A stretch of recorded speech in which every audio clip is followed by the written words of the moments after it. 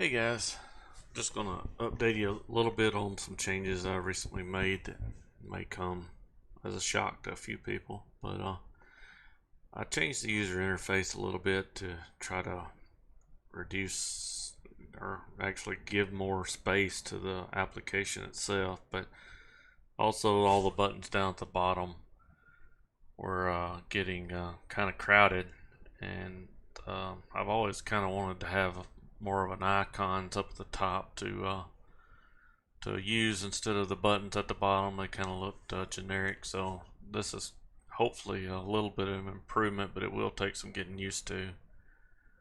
Um, what you'll notice is all these buttons across the top replace the ones that were at the bottom, so you can hover over the button and it'll tell you, kind of what each one means. Hopefully the icon is good enough to recognize what it means, but I was going to go over a little bit with you.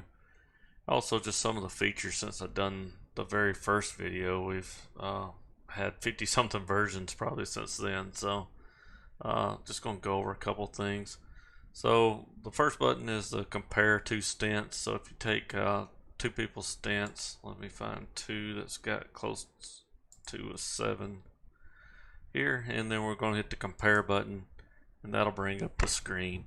You'll notice there's a screenshot, take a screenshot button just like it was before that was at the bottom, so that's still there.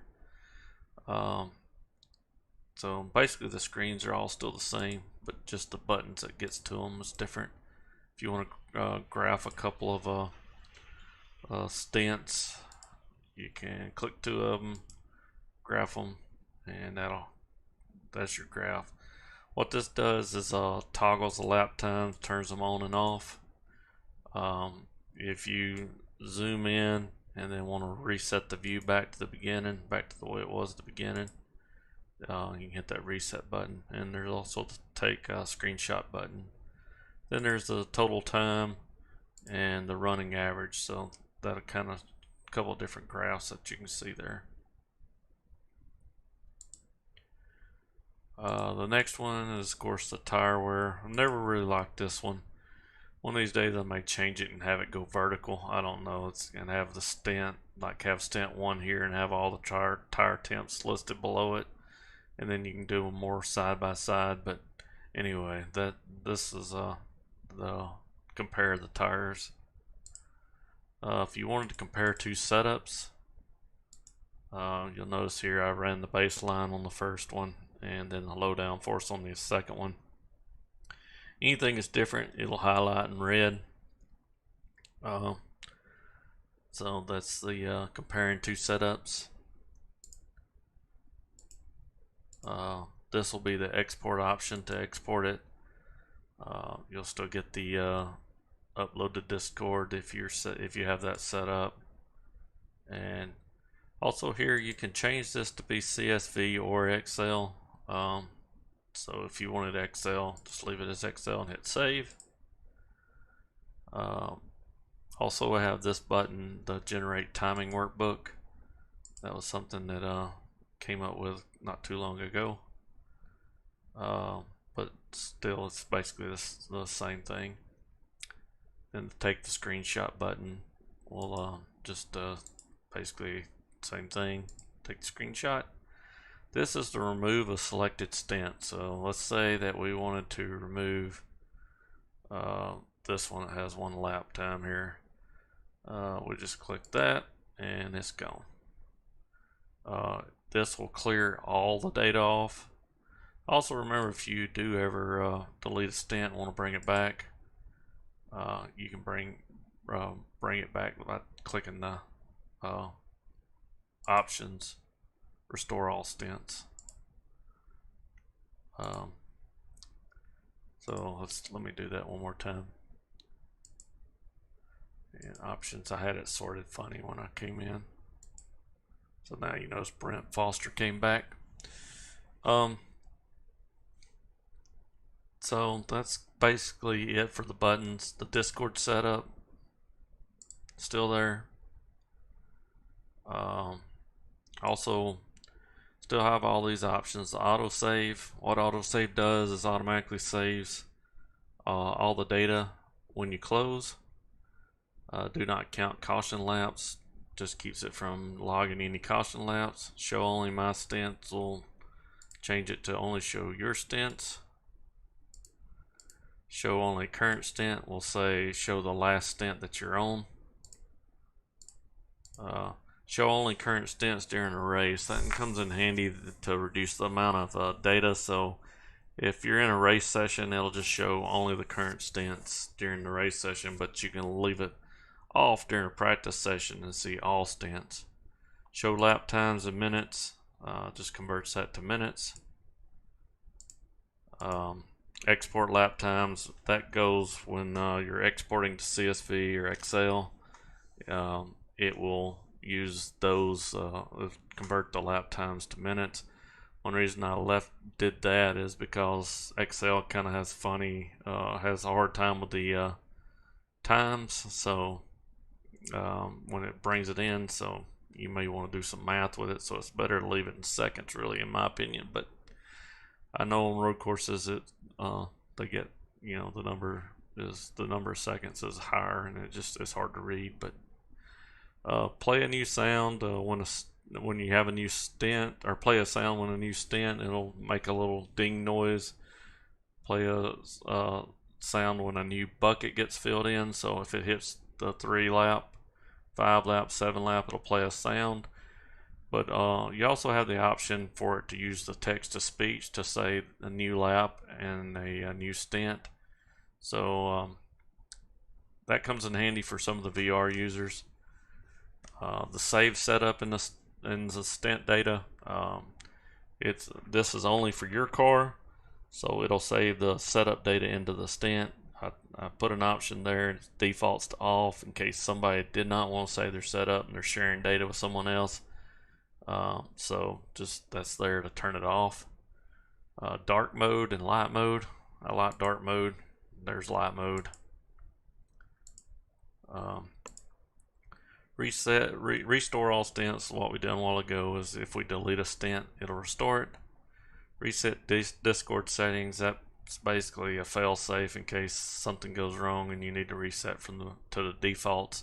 Same with the window locations. Let's say if something happens and you switch to 1 monitor from 3, you can click that and it'll restore everything, put it back the way it was. One other thing I'll mention is, which I can't show it on this video, but in the toolbar there's a stint analyzer icon that's in the task tray. You can right click on it too and do the restore or reset the window locations and reset the Discord settings. And what the reset Windows location will do is reset it back to your main monitor. I'm going to go into the stint analyzer configuration screen, and I kind of divided this up recently so that you have grid options, Excel options, and or export options, and miscellaneous options. So if you are only interested in 4 or 5 buckets, you can make all these zeros, and it will exclude those. So if you make those 0, it'll exclude them. You can say which what you want to show on the grid. Maybe you don't want to see class on there, but here I'm doing it. This was an AI race, and some reason the class name doesn't come over, so just going to show that. So any of this data you can take off of the screen. The export options, this is for the Excel creation. That'll be your title. Enable Google Spreadsheets was something we added the last release, so I'll let you play with that. But this button here, I think, might not have went out in the last release. So if you click that, it will basically write out your data for you, and you can make sure that you have it working right. And then the miscellaneous options is on the graph. Maybe you want to only see the laps every 5 laps instead of every 1 lap. Kind of gets busy when you have a lot of laps and you do it every 1 lap, so this kind of breaks it up a little bit. This is how long to show the tire overlay if you're using overlays. And then this was an attempt to help some of the people that are sharing data between different regions. So you can override the region, put commas in your numbers instead of decimal places and things like that when it's displaying the data and exporting the data. This button will let you click and make sure that you can that your sound is set up for the text to speech, and that's basically it. You can click the save button and that saves all the data to it. A couple of other things, you can always right click on somebody. You can say add that person as a friend, remove that person as a friend, remove the stint. You can just remove that stint instead of clicking up here. You can remove one at a time. You can view the setup, or you can add a note. Add notes is just a little note screen pops up there, and you can save that. If you double click on a stint, it'll show you the lap times and some of the data that we collect. The tire data is on a different tab. iRacing doesn't give me the hot pressures. I've been trying to ask for that, but apparently it's harder than it seems to be. So if you go to the garage page, you can get your hot pressures from there and type that in, and that helps build some of these cross temp averages and cross PSI averages. So it really doesn't help on the cross temp, but it helps on the cross PSI, so you can see how much PSI build you're having between your tires. And then there's performance data. I don't know how useful that is, but how much fuel is used, how much fuel is left, and your max RPMs, max speed, stuff like that. So of course you can add notes here as well, and you got the snapshot button there too. The overlays, you can click force tire overlays and show those open, so you can move them around. The lock and unlock, so I'm going to unlock it and then force it open. When I unlock it, I can move this around. When I lock it,